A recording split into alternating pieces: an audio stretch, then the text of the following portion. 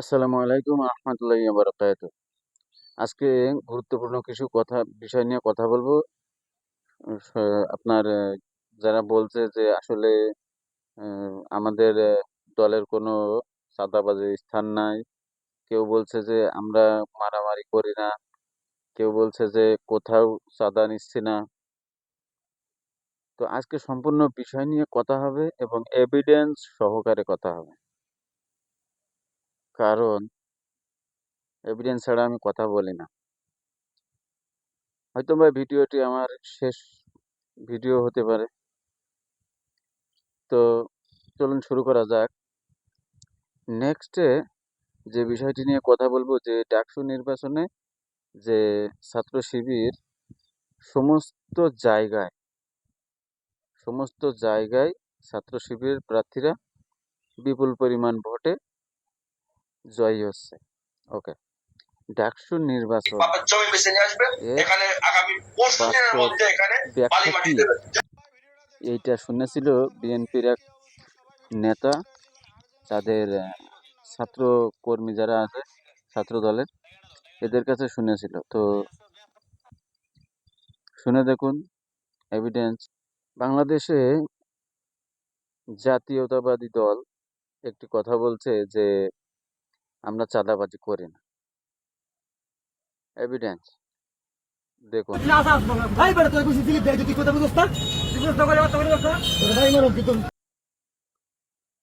দড়ি দিয়ে বাঁধা হচ্ছে।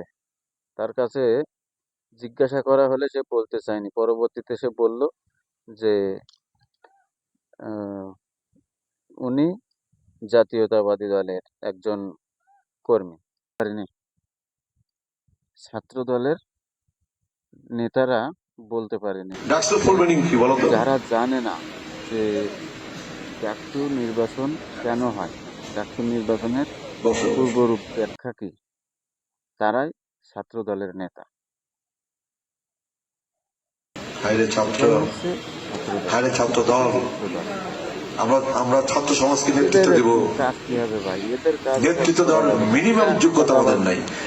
নেতৃত্ব বাম্পার দেওয়ার কলকবর খুলে মিনিমাম বলা যে মিনিমাম সিটে মানা চারশো ভাই, ডলার জিতে যোগ্যতা কিন্তু নাই এদের দিয়ে বলেই কোনো 400 ডলার জিতে।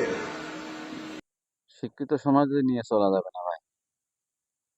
নেক্সট একটা প্রমাণ দিই, দেখুন।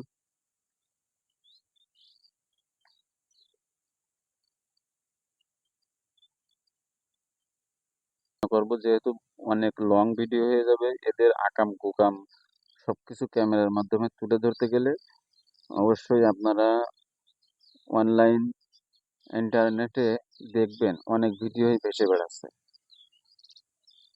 একটা মহিলা, তার স্বামী বাসায় ছিল না, সেই সময় বিএনপির কিছু কর্মকর্তা গিয়ে সেই মহিলাকে বেধড়ক মারধর করে। কিন্তু সে বলছে যে আমার বাড়িতে যখন আমার স্বামী ছিল তখন তারা আসেনি, কিন্তু এখন আমার স্বামী চলে গেছে, এখন তারা এসেছে, আমার বাসায় আছে বৃদ্ধ মা বাবা, শ্বশুর শাশুড়ি আর আমি, তাছাড়া আর কেউ নাই। তো এমন সময় তারা গিয়ে ওই মহিলাকে বেধড়ক মারধর করে। এভিডেন্স দেখতে থাকুন।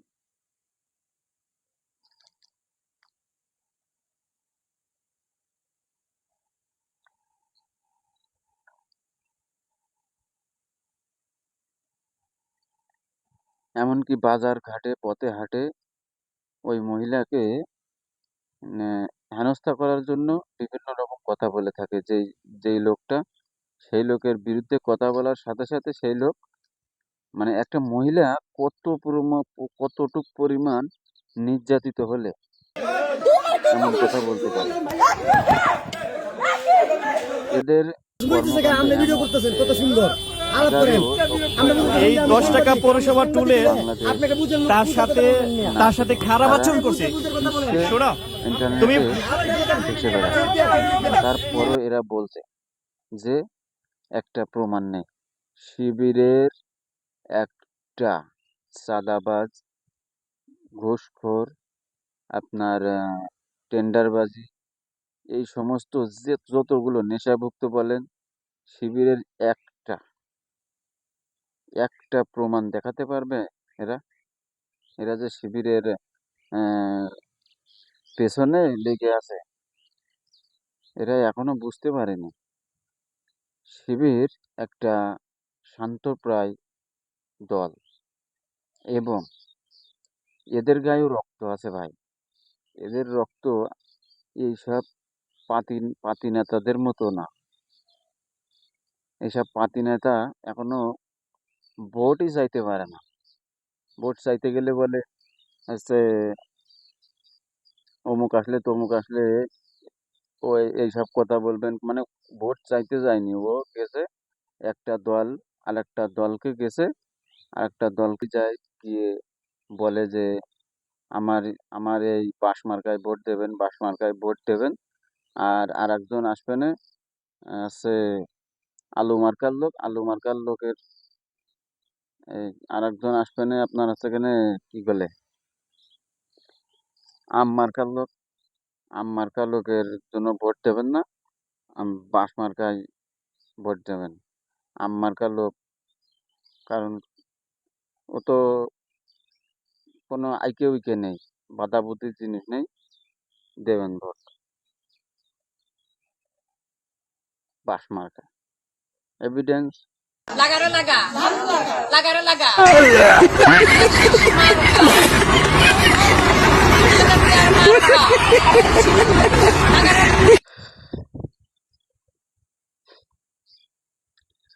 কি আর কিন্তু বলবো, উনি আমাকে আঘাত করার কথা বলেছেন, তো উনি দেশের আমাকে মারার কথা বলেছেন স্বাধীনতা স্টেজের ভিতরে।